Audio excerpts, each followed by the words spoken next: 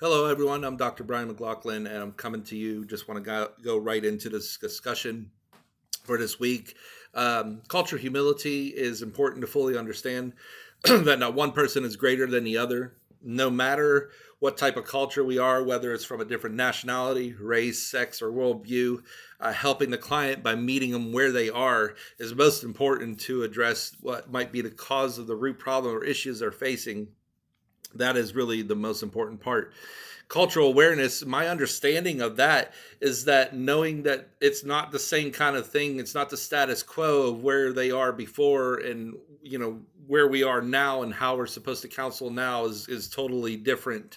um, this world is dynamic and people are changing their beliefs in many ways. So reflecting on myself or where I am and my value system and who I am and what I hold on to must be grounded in me to not allow those areas of my self-awareness be reflected in counseling others who may not share the same views as me.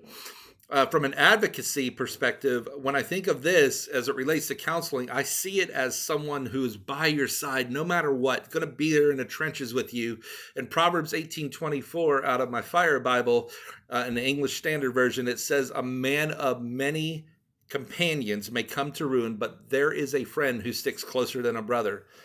Clients need to be met where they are, whether in their communities they live in or from a moral perspective, to see the compassion the counselor or myself has in their heart for the tough situations that the client is going to surface in conversations alone.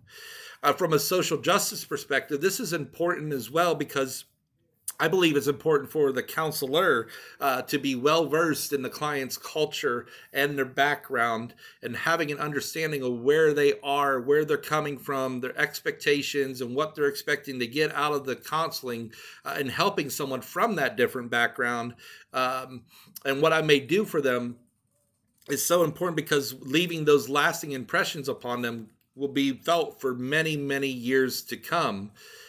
And when I look at all of those different perspectives from an ethical principles, I see this as twofold. The counselor must provide the autonomy and integrity of the client, as found in the Lilly, Coonley, and Simmons Introduction to Counseling, and provide life's complications of issues surrounding them.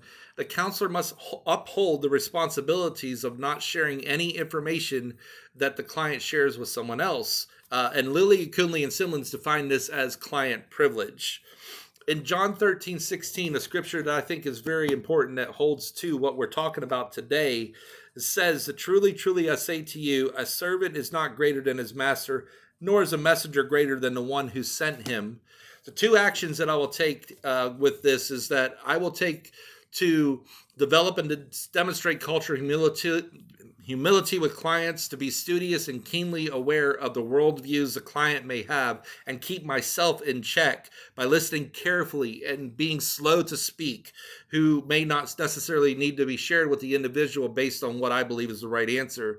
The other action I'll take in advocating social justice for client populations is to help centered around the cultural individual, their mental, physical, and spiritual help when needed, and being rightly serving them to yield a more productive life as much as possible. The article that I came across actually that I thought was unique in social justice and counseling psychology, then, now, and looking forward, by DeBlair and others, stated that counseling psychologists engage in innovative ways of engagement and dissemination that can shape important